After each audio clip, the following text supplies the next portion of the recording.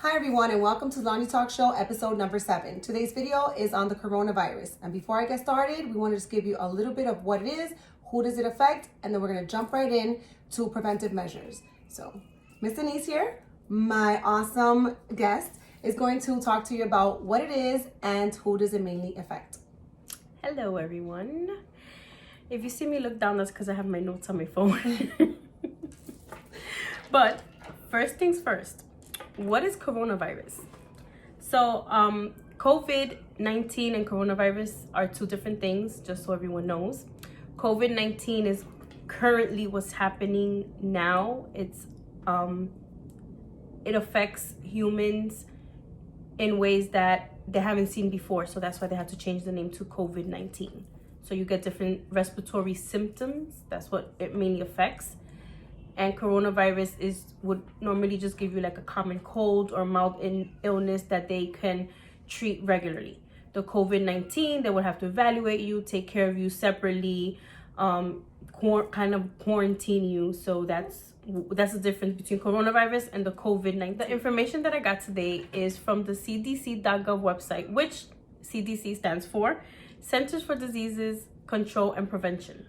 My daughter's screaming in the room a little bit, but she's gonna be okay. Her sister's there, so it's kind of throwing us off a little bit. Yes. Now, who's at higher risk? Just so you know, this affects everybody. So it's not just, kids, elders, adult, everyone. It affects everyone. But who's at higher risk is the elders and those adults that have heart disease, diabetes, and lung disease. Why is that? Because once again, it has to do with your respiratory system. So it kind of gives you like pneumonia, bronchitis, hard of breathing. So that's who it affects the most, but it affects everyone. Okay, so now that you guys know what the coronavirus is, or the one we're dealing with, the actual coronavirus that we're mainly dealing with, and now that you know who does it mainly affect, let's jump into the preventive measurements. And so I have a few preventive measurements. Again, it's preventive, but that doesn't mean that that's it. You're not going to get it because you're going to follow this, but it's really, really, really gratefully going to help. So the first thing is wash your hands. I know everyone's been mentioning about washing your hands. Oh yeah, so I just go hand soap and water and wash my hands. I will do another very short video of how you properly wash your hands, but at the beginning it may seem like it's kind of a long process, but as you do it very often and you do the proper way of washing them, you'll see it's going to be so much more easy to do it. So properly wash your hands again with the 20 seconds and the singing and the cleaning between your fingers and all that. The next thing is, if you don't have hand soap and water, then you can use hand sanitizer. Now I have a few hand sanitizers here, well, a couple, so that I can show you. Normally everyone's talking about Purell, but as long as you have a hand sanitizer that has 70% alcohol, it could be the Assured from the Dollar Tree brand, which looks like this one. Or it could be the Purell, which looks like this. It could say Advanced, or it doesn't have to say Advanced. Notice the price.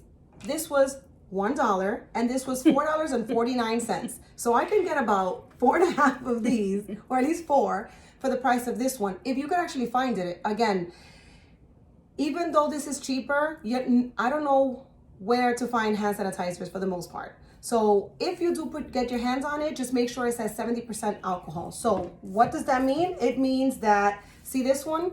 This is also from the Dollar Tree or the Dollar Store or the Family Dollar. They sell the same one, but this one says 50%. Don't get the hand sanitizer that says anything less than 70%. So just letting you know that. I want to just show you the difference.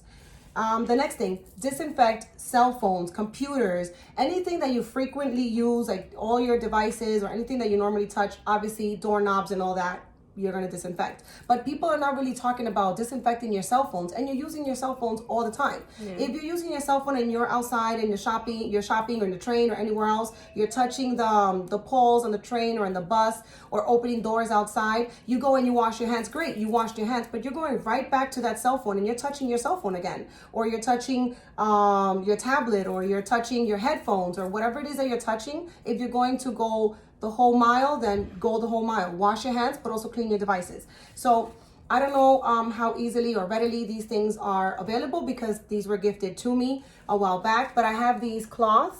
They're called eye cloth, And they're actually not just like a little towelette with soap. It actually has alcohol. The same alcohol that you're having here, it has it here. So once again, let me show you one more time a close-up. I have those too. So yeah, so you could use these eye cloths, or you could take napkins from the, like in public bathrooms, they have the towels or anything like that. Maybe if you have some hand sanitizer in your bag, just put a little bit, kind of go over your devices. Don't ruin them with alcohol, but just make sure you clean the things you're touching, because if you wash your hands and you go back and you touch the same things that you touched prior to, they're gonna get germs again.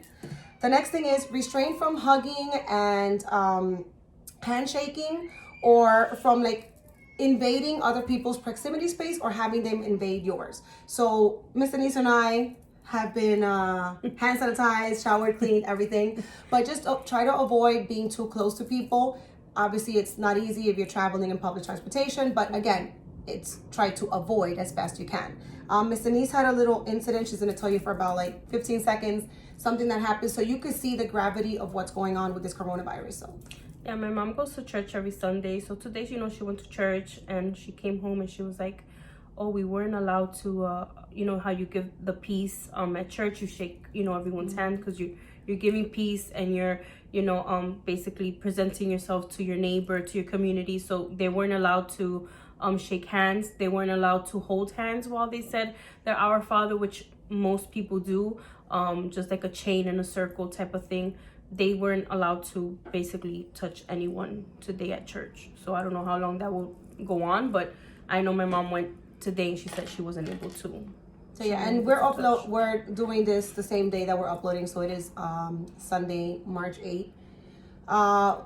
So not to scare anyone, but just to kind of give you an idea of what's going on. I know that a lot of people, either they don't go out much, I don't go out much. I get a lot of information from the internet, obviously like CDC website and stuff like that, or I'll get it from my coworkers or friends and family, or the TV or something like that.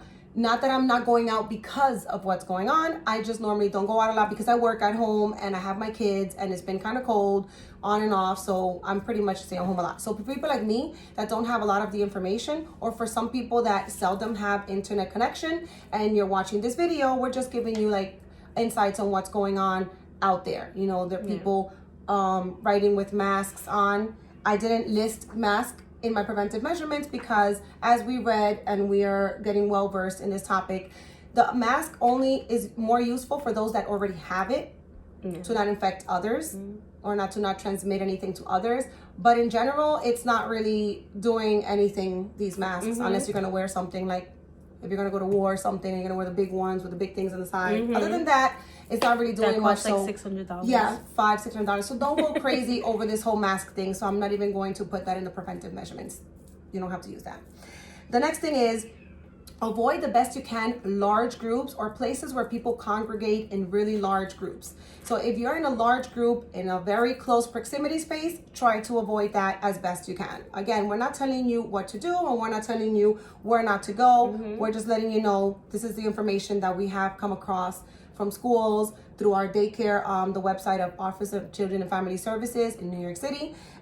This is the information we're getting from the CDC. This is the information that's pretty general and as kind of basic as you can get. The next thing is, I have two more things, and it has to do with checking yourself with your health. The first thing is, every morning when brush your teeth, you use the restroom in the morning. So as part of your routine, if you can include taking a deep breath, holding it for 10 seconds, and then letting it go. I didn't last 10 seconds, but just to let you know, take a deep breath, hold it for 10 seconds, and then exhale. If you can do that and you're okay, you don't have any problems with your breathing, you're not coughing afterwards, everything seems to be all right, then you're okay. But if you're having trouble holding your breath for 10 seconds, if you're feeling a little faint, a little dizzy, then it's something you should really talk to your doctor about. Now, the last preventive measurement that I have goes in hand with that.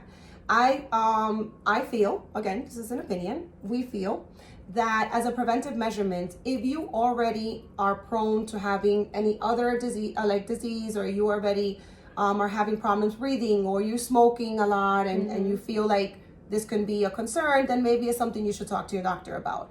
Also, make sure you keep your regular checkups, your regular routine checkups. Make sure you keep them, because you wouldn't want something to for you to have something and not know it, and then you can get exposed to these germs, to this virus, and it could be a lot worse. So just make sure, you know, keep it safe. Just make sure you keep your appointments and make sure you're checking regularly for yourself and for your family and loved ones. So for today, those are the seven things that I wrote. I don't have the greatest handwriting, but those are the 7 things that I wanted to share today. So just to go over it one more time real quick, and I'll put it in the description box. Number 1, wash your hands properly every day. This finger, number 1. Number 2, if you do not have hand soap and water, use hand sanitizer. Make sure it's at least 70% alcohol. Number 3, disinfects every frequently used device or things that you normally come in contact with that you can actually clean. A purse might be difficult to use alcohol on, but you know, your devices. Number 4, refrain from hugging or handshaking or being too close to a person as best you can. Number 5, avoid large groups or places where large groups congregate. Number 6, check your health by doing the 10-second holding your breath. And number 7, make sure you continue your regular checkups to ensure that you're at your optimal health, and that way it would be easier to prevent the viruses from getting to you. So thank you so much for watching our episodes. Thank you so much for tuning in today. I hope you have a wonderful evening. Don't forget to smile. Thank you so much for my friend once again being my guest on my laundry talk show, and have a wonderful night. Bye-bye. Bye.